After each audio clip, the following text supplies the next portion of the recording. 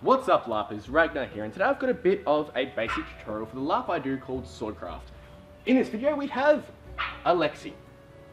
Hi there. Would you like to explain your character a little bit, just briefly?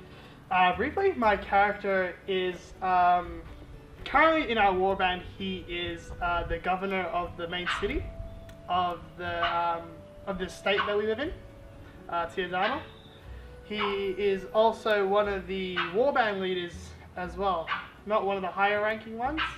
It's his job just to keep things in check, make sure everything's running smoothly, take a bit of pressure off the higher up echelon of warband leaders. Yeah. So this is basically going to be a brief tutorial on how to be safe, how to do some proper swings, basic hitting zones, and a few other different techniques. Within the laws of the LARP we play, which is once again SwordCraft. Yeah. So at SwordCraft you have basic hit zones. So if you would like to go into a T position and face the camera right now. So the main hit zones at SwordCraft are the legs on both sides, you have the torso area, and then you have the arms. They're the main zones you want to be aiming for. You don't want to be aiming for any zone above there, so in other words the head. You don't want to be aiming for the back of the knees or the groin area. They do not count and they're very dangerous to hit. Also, areas that don't count within the rules are ankles down and also wrists down. They do not count as proper legal hits. This is very dangerous again. You can trip someone over or you can hurt someone's hand. So that's basically the hit zones. So once again, you have the arms, you have the torso, and you have the legs. So basically when you're hitting someone, every spot, almost every spot, does a different amount of damage. For example, if you have a single-handed sword like this one here, and you hit them in the arm, that's only 1 point of damage. If you hit them in the chest or the back though, that's 3 points of damage. A player's base amount of health is 3. Then depending on armor and stuff they wear, it'll slowly upgrade their health. For example, if they wear a gambeson, that adds another point. If they wear a metal chest plate and back plate, that'll give them 3 points. So on, so on. Different. With a maximum of 15 points per person. Also, different types of materials will dictate the overall scoring of your health. So for example, leather won't do as much protection as steel would do. Which, that way it keeps it a bit more immersive and realistic, because what will steel protect you from that leather won't? Most weapons. As is just obviously dictated in most films and actual history. So yeah. Alright, so as I said before, different weapons do different damage. So for example, a single-handed sword will do 1 everywhere apart from the torso, whereas a two-handed sword or a bastard sword does 3 everywhere as long as you have 2 hands on the blade at all times. If you remove 1 hand, it goes to single damage on every part apart from the torso. Which is 3 anyways. Exactly.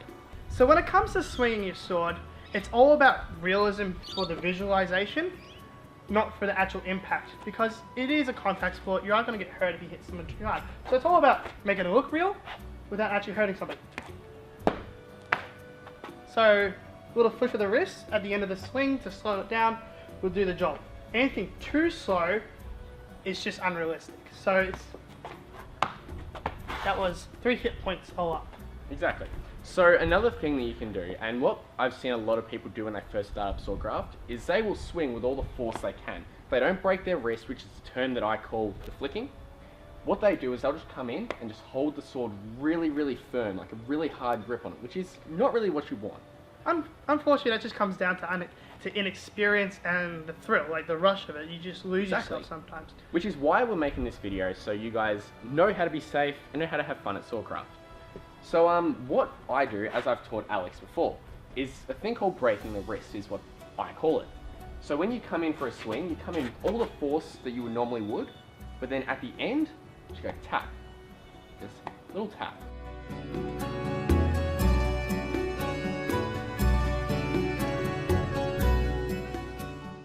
And another thing with SwordCraft is you have to have realistic hits. So in other words, you can't just be going up to people going like that and expecting them to counter all of those hits. It needs to be realistic, because if you just do that with a real sword, yes it would cut them, but you wouldn't get much force into that. A realistic swing is where you actually come back, draw the sword, and then hit. At least on a 45-degree angle to an extent. Exactly. Or at least just bring it up to your head and bring it around. Up to your head and bring it around. So doing this is not going to count. So I got to go back, come back enough to make it look a bit realistic, and then come back around. Exactly. So usually like doing some form of motion helps, but just going like that, like a lasso, is also counted as doing that. So it's a back, bit weird. back, back. Alright, so there are different types of weapons in SwordCraft, as in any LARP. So there's bows, arrows, there's guns, there's staffs, there's lots of different things. As you can see here, Alex has a sword. He also has a staff, which can be used as a healing prop or as an offensive weapon, which it is a great offensive weapon, as you can see here. You can come out, be very quick with it, and it's also very safe, because there are different brands that you guys would most likely know of LARP weapons, and this is an Epic Armory staff. Epic Armory is very soft in that compared to Calamacial or Alteria's Nemesis. This makes it a lot safer. Sorry. This being a Calamacial, you can tell the difference in materials when you're actually touching them and looking at them, where Calamacial is usually an injected, would you say? It's latex, It's latex, foam, all that sort of and all that stuff, where this is coated latex. Yeah. Very different, and it's a lot softer. a lot softer. So But another weapon that we have at SwordCraft is band guns, as you'll see here. I may have shown this in another video on my gaming channel, but I'm not sure. But yeah, so the way band guns work is it's practically rubber tubing, like physio rubber tubing. surgical tubing or yoga tubing, depending on Yeah. where you come from. It's got a little like Zip few tie. little knot zip ties and that in there to make the bands. They're then loaded onto a gun with a little firing mechanism, and you shoot people with it. So as you can see here, he's a bit scared because I'm pretty much at point blank range. So at SwordCraft, when you have a band gun, or if someone has a band gun near you, they're firing this close. Don't count that hit. Be safe about it. Tell them to step back. Tell them to be safe, because these are very dangerous. These bands can come off and hit someone in the face or something and cause some serious injury. Also, if someone is doing that on a regular basis, Report it. exactly. Don't be the guy who doesn't want to stir up stuff, because sometimes it just comes down plain and simple to I want to live till the next day. Exactly. Because think about it. This is pretty stretched on this gun, and it can hurt a lot. As you can see here. I'm not going to shoot him. But yeah, so basically what you do with these guns, as you'll see here. So you've got your gun, you aim it at your enemy or friend, as you can see here, and you fire it at them. The mechanism falls down, you can then reload the mechanism and fire again. So another one of the main fighting styles at SwordCraft is sword and shield, as you can see here. When you're a beginner, you tend to stand in this sort of position here, which is just with your feet facing your opponent, shield in front of you, sword at the ready, which is very dangerous for a number of reasons. As you can see here, if he's just got like his feet like that, if I push him, or if a polearm touches him, he'll just get knocked over and hurt himself or someone in line.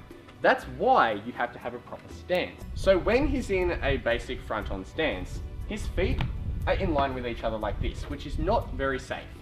But when he's in a proper stance, his feet will be a bit more like this. So we'll just move his shield out of the way for a second. So what he'll do is he'll aim this foot at his opponent, and he'll have this foot here, moved in a bit closer and just out on a slight angle, and he'll bend his knees. So as you can see, he has his knees slightly bent, so that way if he is pushed, he can just spring on his knees and move around. So as you can see here, if you're in a proper stance, you'll be pretty much completely guarded by your shield, and there are a few different techniques that you can use to help protect your front leg. For example, chicken scratching, which is one of the key things you'll need to learn if you want to learn how to use sword and board. Chicken scratching is like a chicken. Chickens tend to do that a lot when they're scratching at the ground. That's exactly what this is. Someone swings at your leg, you do that, you come back. Someone swings at your leg, you do that, and you come straight back. Alright, it applies to polearms, halberds, everything you can name it, it applies to that. Alright, it's a great way to defend your legs and keep your hit points alive. Again, using your shield, it's all about keeping it in a circular sort of area around you. Pretend there's an invisible barrier in front of you. You want to just keep it circling around your body, that way when you're in a shield wall, you can't hurt anyone or yourself, and you're a safe player. So for example, if I go to swing out here, he's just going to circle it around, and then he can come in for an attack. But if you're an unsafe player, he's going to smack it out there, which can probably break my wrist or hurt someone in the line next to him, which you do not want to happen. Also keeps you very open for an attack as well. Exactly, if he swings it open, smack, stab, stab, stab, you know what I mean? Alright, so in this little shield fight that we're going to demonstrate right here, you'll be able to see the stance from two different angles. So you can see my stance from here, nice and bent knees and that, and you can also see his from behind, which is good. So when you're fighting in a shield wall, I tend to have my shield angled a little bit because it covers your body a bit better in my opinion. He has his shield slightly angled, but it's a bit more straight on. So when you're fighting, I fight in a thing called a boxer stance, which is just my personal opinion on attacking. Because it means I can come over and swing my attacks a bit better. Alright? So what we're going to do here is just have a bit of a spar. We're going to have 3 hit points each, so 3 clean hits on the person, and they're dead. Regardless of hit zone, it's one hit everywhere. Yep, let's see who wins. One.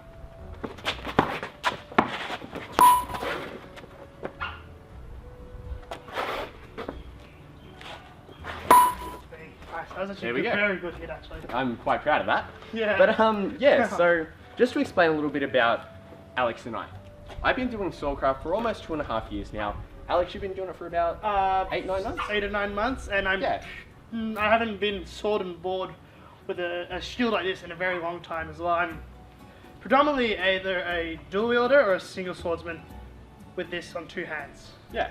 Alex has come a long way with his training. I've been working with him for quite some time now, and he has improved a lot from when he first started. But again, he just mentioned dual wielding, which is another fighting technique that's mainly used for SwordCraft. Because a lot of people want to be that like anime character or hero from some movie that dual wields.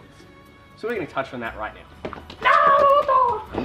So now guys, we're going to touch on a bit of dual wielding. So basic dual wielding, which is what we're going to be teaching you here. You have an offhand weapon, which is mainly for blocking and parrying, and you have your striking weapon. So as you can see here, if I come in to strike, he'll block and attack me. If I come in to strike, he'll block and attack me. And again with the other side. See? So that's just some basic dual wielding skills. So when you're in this, you want to lead with your footwork. You do it opposite to what you would with a shield. So you lead, what you would do is flip that around. You want to lead with your main hand, okay?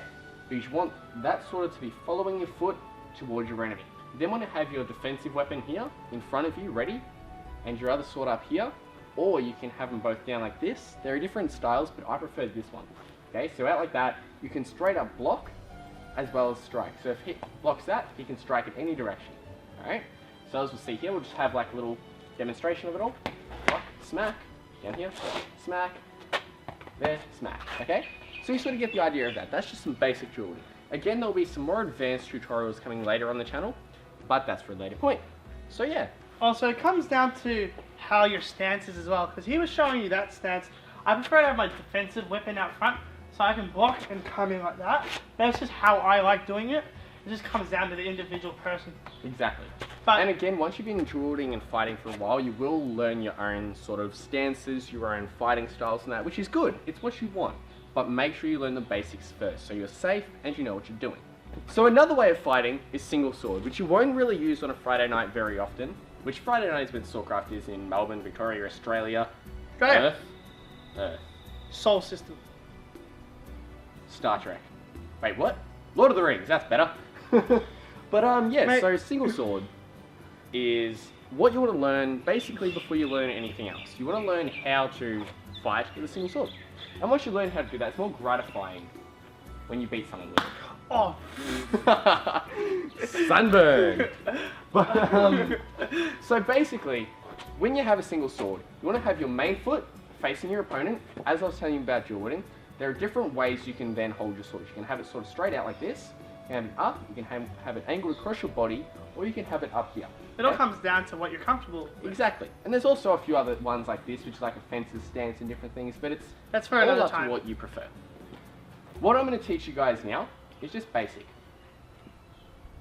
Rah. But yeah, so before I ever start a duel, I always ask my opponent to touch tips. What we do here is we touch tips of the sword. It psychs them off a bit. I hold their sword there for a bit, then I will generally come in and strike. It just throws them off a bit. It's a bit of a cheap shot, but you know, Hey. it's Larp. Hey man, get the points. But yeah, Good so son. when you're fighting someone, you want to just have very safe strikes. So if he's just in his little stance, a safe strike in this position, I don't want to overextend myself and aim for his chest or anything, because that can leave me wide open. What I would want to hit is just his arm. So if we're both in this stance, what I would do is bring it up a little bit and come into his arm, okay? What he could do in that position is when I'm up, he can then hit me in the arm or in the torso or something. So you need to be ready to be defensive. So you want to sort of wait for your opponent to make a move first, and then block, and then come in for an attack. Okay, you know what I mean? There is a rule called arm's distance, which means you're not allowed within that sort of distance of your opponent, which is just for general safety. Got me. Got me in the Just leg. missed my head. That's So another you beat me. thing. Sorry. Go. That's another thing.